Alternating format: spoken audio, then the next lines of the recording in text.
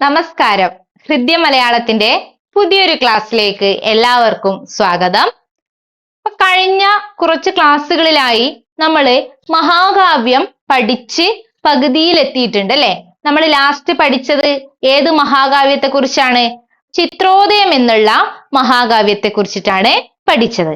അപ്പൊ അതിന്റെ ബാക്കിയായിട്ടുള്ള മറ്റ് മഹാകാവ്യങ്ങൾ, അതിനുശേഷം വന്നിട്ടുള്ള മഹാകാവ്യങ്ങൾ നമുക്ക് ഈ ക്ലാസ്സിൽ നോക്കാം. അപ്പൊ ഏറ്റവും നന്നായിട്ട് തന്നെ നിങ്ങൾ പഠിക്കുക. നമ്മൾ നേരിട്ട് മഹാകാവ്യത്തിലേക്ക് കടക്കുകയാണ്. വിജയോദയം. ആരാണ് വിജയോദയം എന്ന് പറയുന്ന മഹാകാവ്യം രചിച്ചിരിക്കുന്നത്? അത് പന്തളം കേരളവർമ്മയാണ്. പന്തളം കേരളവർമ്മയുടേതാണ് വിജയോദയം എന്ന് പറയുന്ന മഹാകാവ്യം. ഏത് വർഷത്തിലാണ്? 1915. 1915 പന്തളം കേരളവർമ്മ രചിച്ച മഹാകാവ്യമാണ് വിജയോദയം. അർജുനന് പാശുപതാസ്ത്രം ലഭിക്കുകയും അങ്ങനെ ഉണ്ടായ വളർച്ചയും അതിനെക്കുറിച്ച് ചിത്രീകരിക്കുകയും ചെയ്യുകയാണ് വിജയോദയം എന്ന് പറയുന്ന ഈ ഒരു മഹാകാവ്യത്തില്. അപ്പം അതുകൊണ്ട് തന്നെ അർജുനന്റെ ഉയർച്ചയെ പ്രതിപാദിക്കുന്നത് കൊണ്ട് തന്നെ വിജയോദയം എന്നുള്ള പേര് ഇവിടെ അർത്ഥയുക്തമാണ്. അപ്പൊ നമ്മള് മഹാകാവ്യ ലക്ഷണത്തെ കുറിച്ച് പറയുമ്പം എന്ത് പഠിച്ചിട്ടുണ്ടായിരുന്നു? മഹാകാവ്യത്തിന് പേരിടുന്നത് അത് ആ കാവ്യ വിഷയത്തെയോ അല്ലെങ്കിൽ നായകനെയോ നായകന്റെ പേരോ ഇവ ഏതെങ്കിലും വെച്ചുകൊണ്ടായിരിക്കണം എന്ന് കൃത്യമായിട്ട് പറഞ്ഞിട്ടുണ്ടായിരുന്നു അല്ലെ. അപ്പൊ അതിന് ഏറ്റവും മികച്ച ഉദാഹരണം തന്നെയാണ് ഏത്? ഈ പറയുന്ന വിജയോദയം എന്ന് പറയുന്ന കവിത. അർജുനന്റെ വിജയം പ്രതിപാദിക്കുകയാണ് ഇവിടെ, അല്ലെങ്കിൽ അർജുനന്റെ ഉയർച്ചയാണ് ഈ ഒരു കാവ്യത്തില് പ്രതിപാദിക്കുന്നത്. ഇതിന് 8 സർഗങ്ങളാണുള്ളത്. എത്ര സർഗങ്ങളാണുള്ളത്? 8 സർഗങ്ങൾ. 8 സർഗങ്ങളാണ് വിജയോദയം എന്ന് പറയുന്ന മഹാകാവ്യത്തിനുള്ളത്. 8 സർഗങ്ങളും 610 ശ്ലോകങ്ങളും ഉണ്ട്. അർജുനന്റെ തപസ്, ഹിമാലയ വർണ്ണനം, അതേപോലെ നായാട്ട്, കിരാതാർജുന യുദ്ധം എന്നിവയാണ് വിജയോദയത്തിലെ പ്രതിപാദ്യ വിഷയങ്ങൾ എന്ന് പറയുന്നത്. വിജയോദയത്തിലെ പ്രതിപാദ്യ വിഷയങ്ങളാണ് അർജുനന്റെ തപസ്, അർജുനന്റെ നായാട്ട്, കിരാതാർജുന വധം, കൂടാതെ ഹിമാലയ വർണ്ണനം കൂടി ഉണ്ട്. അപ്പൊ ഇതും കൂടി ഓർത്തു വെക്കുക. അപ്പൊ ഇനി നമ്മള് അടുത്തതായിട്ട് നോക്കുന്നത് വഞ്ചീശവംശം എന്ന് പറയുന്ന മഹാകാവ്യമാണ്. ആരാണ് വഞ്ചീശവംശം രചിച്ചിരിക്കുന്നത്? കൊടുങ്ങല്ലൂർ കൊച്ചുണ്ണി തമ്പുരാനാണ്. അപ്പൊ മുമ്പത്തെ ക്ലാസ്സുകളിൽ നമ്മൾ കൊടുങ്ങല്ലൂർ കൊച്ചുണ്ണി തമ്പുരാന്റെ 2 മഹാകാവ്യങ്ങൾ പഠിച്ചിട്ടുണ്ട്. ഏതൊക്കെയാണത്? ഒന്ന് പാണ്ഡവോദയവും അതേപോലെ തന്നെ മറ്റൊന്ന് സാവിത്രി മഹാത്മ്യവും. പാണ്ഡവോദയം, സാവിത്രി മഹാത്മ്യം. ഇപ്പോൾ നമ്മൾ പഠിക്കാൻ വേണ്ടി പോകുന്നത് വഞ്ചീശ വംശം. വഞ്ചീശ വംശം രചിച്ചിരിക്കുന്ന വർഷം എന്ന് പറയുന്നത് 1918. 1918 ആണ് വഞ്ചീശ വംശം പ്രസിദ്ധീകരിച്ചത്. അതിന് 21 സർഗങ്ങളാണുള്ളത്. 21 സർഗങ്ങൾ 1918 വഞ്ചീശ വംശം രചിച്ചിരിക്കുന്നത്.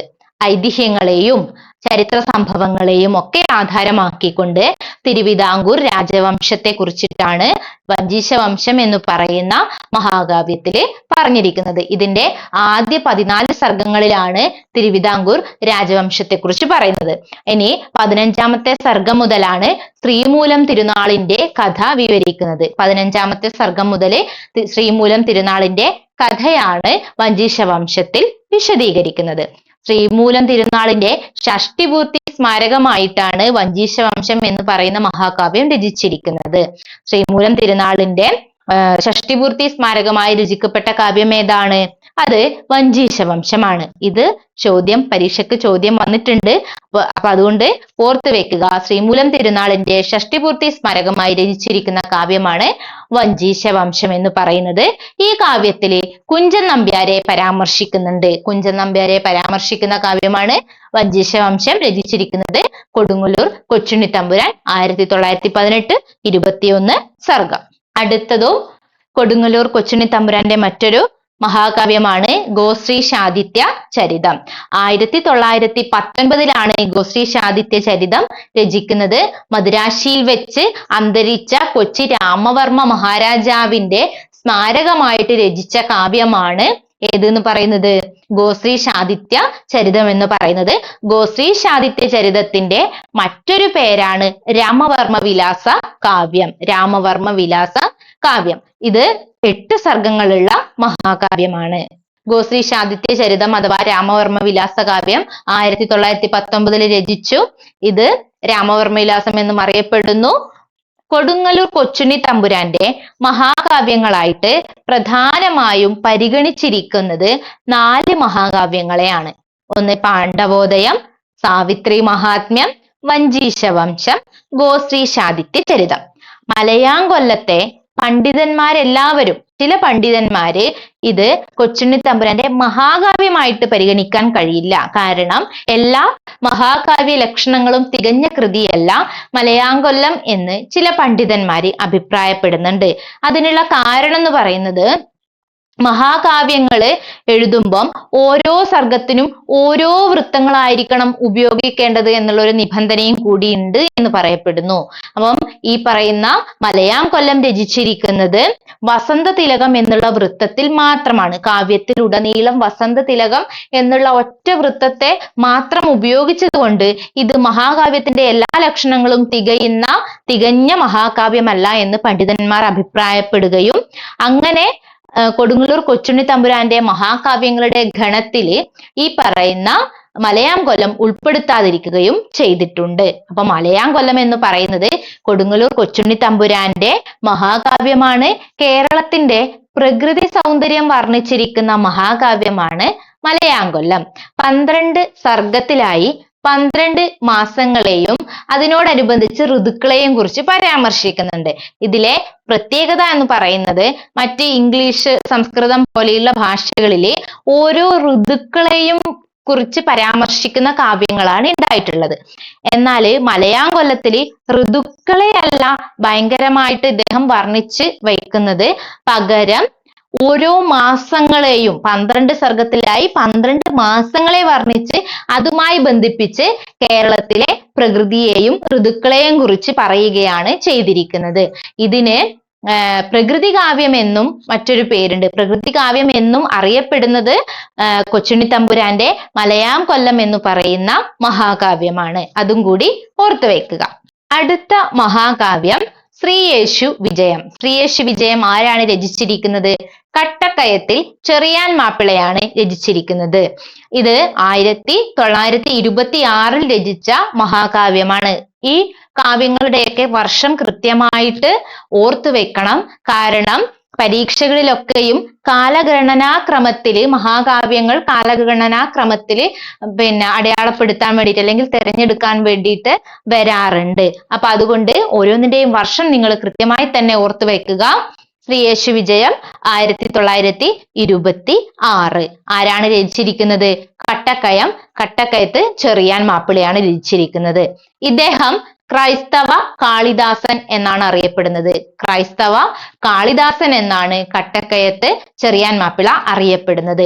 ബൈബിൾ ഇതിവൃത്തമായി രചിച്ച ആദ്യത്തെ കാവ്യമാണ് ഏതെന്ന് പറയുന്നത്? ശ്രീയേശു വിജയം.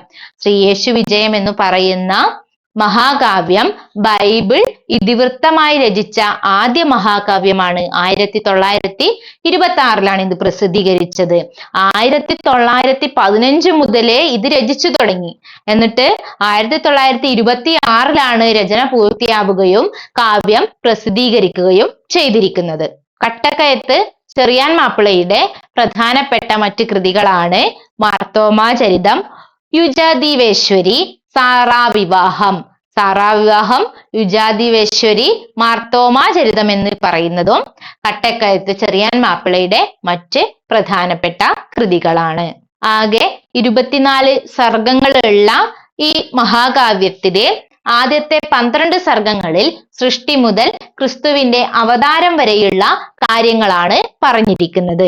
അതുപോലെ തന്നെ 13 മുതൽ 24 വരെയുള്ള സർഗങ്ങളിലായി യേശുദേവന്റെ ദിവ്യ ചരിത്രം പറയുന്നു. 13 മുതൽ 24 വരെയുള്ള സർഗങ്ങളില് യേശുദേവന്റെ ദിവ്യചരിതമാണ് പറയുന്നത്. ആകെ 24 സർഗങ്ങളാണ് ഇതിന് ഉള്ളത്. അടുത്ത മഹാകാവ്യം വേദവിഹാരം.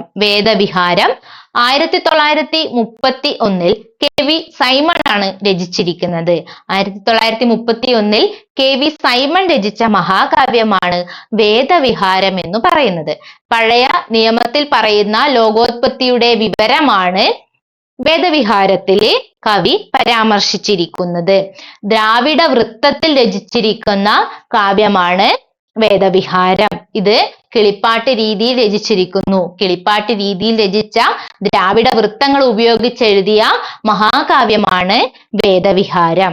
വേദവിഹാരത്തെ ക്രൈസ്തവ സാഹിത്യത്തിലെ മഹാഭാരതം എന്നാണ് TM ചുമ്മാർ വിശേഷിപ്പിച്ചിരിക്കുന്നത്. ക്രൈസ്തവ സാഹിത്യത്തിലെ മഹാഭാരതം എന്നാണ് വേദവിഹാരത്തെ TM ചുമ്മാർ വിശേഷിപ്പിച്ചിരിക്കുന്നത്. അതുപോലെ തന്നെ വേദവിഹാരത്തിന് അവതാരിക എഴുതിയിരിക്കുന്നത് ഉള്ളൂരാണ് വേദവിഹാരത്തിന് അവതാരിക എഴുതിയിരിക്കുന്നത്. ഹൈന്ദവ സാഹിത്യത്തിനു വേണ്ടി എഴുത്തച്ഛൻ ചെയ്തതുപോലെയാണ് ക്രിസ്തീയ സാഹിത്യത്തിനു വേണ്ടി KV സൈമണും ചെയ്തത് എന്ന് P ശങ്കരൻ നമ്പ്യാർ പറഞ്ഞിട്ടുണ്ട്. P ശങ്കരൻ നമ്പ്യാർ അഭിപ്രായപ്പെട്ടിരിക്കുന്നത് ഹൈന്ദവ സാഹിത്യത്തിനു വേണ്ടി കേരളത്തിൽ എഴുത്തച്ഛൻ ചെയ്തതുപോലെ തന്നെ ക്രിസ്തീയ സാഹിത്യത്തിനു വേണ്ടി KV സൈമണും ചെയ്തു എന്നാണ് പറയുന്നത്. ഇനി നമുക്ക് നോക്കേണ്ടത് വടക്കുംകൂറിന്റെ കാവ്യത്രയങ്ങളാണ്. വടക്കുംകൂറിന്റെ കാവ്യത്രയങ്ങള് ഉത്തര ഭാരതം, രഘുവീര വിജയം, രാഘവാഭ്യുദയം എന്നിവയാണ് വടക്കുംകൂറിന്റെ കാവ്യത്രയങ്ങൾ എന്ന് പറയുന്നത്. വടക്കുംകൂർ രചിച്ചിട്ടുള്ള മഹാകാവ്യങ്ങളാണ് ഉത്തരഭാരതം, രഘുവീര വിജയം, രാഘവാഭ്യുദയം എന്നിവ. അതിലെ ഉത്തരഭാരതം എന്ന് പറയുന്നത് ഭാരതം കഥയെ അടിസ്ഥാനമാക്കി കവന കൗമുദിയിൽ പ്രസിദ്ധീകരിച്ച മഹാകാവ്യമാണ്. ഭാരതം കഥയെ അടിസ്ഥാനമാക്കി കവന കൗമുദിയിൽ പ്രസിദ്ധീകരിച്ച മഹാകാവ്യമാണ് ഉത്തരഭാരതം. രഘുവീര വിജയവും രാഘവാഭ്യുദയവും കവന കൗമുദിയിലാണ് പ്രസിദ്ധീകരിച്ചിരിക്കുന്നത്. അപ്പോ ഓർത്തു വെക്കുക, വടക്കുംകൂറിന്റെ 3 മഹാകാവ്യങ്ങളും ഏത് മാസികയിലാണ് പ്രസിദ്ധീകരിച്ചിരിക്കുന്നത്? കവന കൗമുദിയിലാണ്. കവന കൗമുദിയിലാണ് ഇത് 3ഉം പ്രസിദ്ധീകരിച്ചിരിക്കുന്നത്. ഇനി ഭാരതം കഥയെ അടിസ്ഥാനമാക്കിയുള്ള വടക്കുംകൂറിന്റെ മഹാകാവ്യം ഏതാണ്? ഉത്തരഭാരതം. അതേപോലെ തന്നെ രഘുവീര വിജയം, രാഘവാഭ്യുദയം എന്നീ 2 മഹാകാവ്യങ്ങളും രാമായണ കഥയെ അടിസ്ഥാനമാക്കി രചിച്ചതാണ്. രാമായണ കഥയെ അടിസ്ഥാനമാക്കി രചിച്ച 2 മഹാകാവ്യങ്ങളാണ് രഘുവീര വിജയവും രാഘവാഭ്യുദയവും. ദ്വിതീയാക്ഷര പ്രാസ ചർച്ചയിൽ കേരളവർമ്മ പക്ഷത്ത് നിന്ന കവിയാണ് വടക്കുംകൂർ എന്ന് പറയുന്നത്. വടക്കുംകൂർ കേരളവർമ്മ പക്ഷത്തായിരുന്നു നിലയുറപ്പിച്ചിട്ടുണ്ടായിരുന്നത്. അതായത് ദ്വിതീയാക്ഷര പ്രാസം വേണം എന്നുള്ള പക്ഷം. ദ്വിതീയാക്ഷര പ്രാസത്തെ അനുകൂലിച്ചുകൊണ്ടുള്ള കേരളവർമ്മ പക്ഷത്താണ് വടക്കുംകൂറും നിലയുറപ്പിച്ചിരുന്നത്. വടക്കുംകൂറിന്റെ കാവ്യരചനാ രീതിക്ക് ചമ്പൂകാരന്മാരുടെ കാവ്യരീതിയോടാണ് സാദൃശ്യമുള്ളത്. വടക്കുംകൂറിന്റെ കാവ്യരചനാ രീതിക്ക് ചമ്പൂകാരന്മാരുടെ കാവ്യരചനയുമായിട്ടാണ് സാദൃശ്യമുള്ളത്. അതും കൂടി ഓർത്തു വെക്കുക. അപ്പൊ നമ്മൾ ഏതൊക്കെ മഹാകാവ്യങ്ങളെ കുറിച്ചാണ് ഇന്നത്തെ ക്ലാസ്സിൽ പഠിച്ചത്? വഞ്ചീശവംശം 1915 പന്തളം കേരളവർമ്മ അർജുനനെ പ്രധാന കഥാപാത്രമാക്കി രചിച്ച മഹാകാവ്യമാണ് വഞ്ചീശവംശം. ഇതിൽ 8 സർഗങ്ങളാണ് ഉള്ളത്. 610 ശ്ലോകങ്ങളുമുണ്ട്. ഹിമാലയ വർണ്ണന, നായാട്ട്, കിരാതാർജുന വധം തുടങ്ങിയവ ഇതിലെ മുഖ്യ പ്രതിപാദങ്ങളാണ്. അതിനുശേഷം നമ്മൾ ഏത് മഹാകാവ്യത്തെ കുറിച്ചാണ് പഠിച്ചത്? വഞ്ചീശവംശം. 1918 കൊടുങ്ങല്ലൂർ കൊച്ചുണ്ണി തമ്പുരാൻ രചിച്ച മഹാകാവ്യമാണ് വഞ്ചീശവംശം എന്ന് പറയുന്നത്. തിരുവിതാംകൂർ രാജ ചരിത്രമാണ് ഇതിൽ പ്രതിപാദിച്ചിരിക്കുന്നത്. ശ്രീമൂലം തിരുനാളിന്റെ ഷഷ്ടിപൂർത്തി സ്മാരകമായി രചിച്ച കാവ്യമാണ് വഞ്ചീശവംശം എന്ന് പറയുന്നത്. ഇതിൽ കുഞ്ചൻ നമ്പ്യാരെ പരാമർശിക്കുന്നുണ്ട്. അതുപോലെ തന്നെ ഗോശ്രീ ശാദിത്യ ചരിതം എന്ന് പറയുന്ന കൊച്ചുണ്ണി തമ്പുരാന്റെ മഹാകാവ്യത്തെയും നമ്മൾ പഠിച്ചു. 1919 ഇത് രചിച്ചത്. രാമവർമ്മ വിലാസകാവ്യം എന്നും ഇത് അറിയപ്പെടുന്നു. ഇതിന് 8 സർഗങ്ങളാണ് ഉള്ളത്.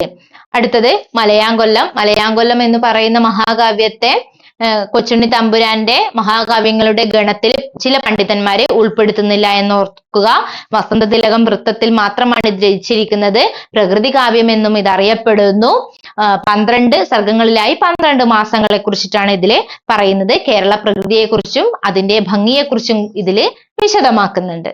ബൈബിൾ ഇതിവൃത്തമായി രചിച്ച ആദ്യത്തെ മഹാകാവ്യമാണ് ഏതെന്ന് പറയുന്നത് ശ്രീയേശു വിജയം എന്ന് പറയുന്നത്. 1926 കട്ടക്കയത്ത് ചെറിയാൻ മാപ്പിളയാണ് ഇത് രചിച്ചിരിക്കുന്നത്. ഇദ്ദേഹം അറിയപ്പെടുന്നത് ക്രൈസ്തവ കാളിദാസൻ എന്നാണ്. വേദവിഹാരം 1931 KV സൈമൺ രചിച്ചു. ക്രൈസ്തവ സാഹിത്യത്തിലെ മഹാഭാരതം എന്നാണ് TM ചുമ്മാർ ഈ കാവ്യത്തെ വിശേഷിപ്പിച്ചത്. ഇതിന് അവതാരിക എഴുതിയിരിക്കുന്നത് ഉള്ളൂരാണ്. അപ്പൊ ഇത്രയും കാര്യങ്ങളൊന്ന് ഓർമ്മിച്ചു വെക്കുക. അടുത്തത് വടക്കുംകൂറിന്റെ കാവ്യത്രയമാണ് നമ്മൾ പഠിച്ചത്. ഉത്തരഭാരതം, രഘുവീര വിജയം, രാഘവാഭ്യുദയം എന്ന് പറയുന്ന 3 മഹാകാവ്യങ്ങളെ പഠിച്ചു. ഇവ 3ഉം പ്രസിദ്ധീകൃതമായത് കവന കൗമുദിയിലാണ് എന്ന് ഓർത്തു വെക്കുക. അതുപോലെ തന്നെ ഭാരതം കഥയെ അടിസ്ഥാനമാക്കിയിട്ടുള്ള വടക്കുംകൂറിന്റെ മഹാകാവ്യമാണ് ഉത്തരഭാരതം. രാമായണ കഥയെ അടിസ്ഥാനമാക്കിയിട്ടുള്ള 2 മഹാകാവ്യങ്ങളാണ് രഘുവീര വിജയവും രാഘവാഭ്യുദയവും. നമ്മൾ ഇന്ന് പ്രധാനപ്പെട്ട കുറച്ച് മഹാകാവ്യങ്ങളെ കുറിച്ച് പഠിച്ചു. ഇതില് വേദവിഹാരവും ശ്രീയേശു വിജയവും ഒക്കെ പല പരീക്ഷകളിലും ആവർത്തിച്ച് വന്നിട്ടുണ്ട്. അപ്പൊ അതുകൊണ്ട് തന്നെ കൃത്യമായി ഇതിന്റെയൊക്കെ വർഷം ഓർമ്മിച്ച് വെക്കുക, ആരാണ് രചിച്ചതെന്ന് മനസ്സിലാക്കി വെക്കുക.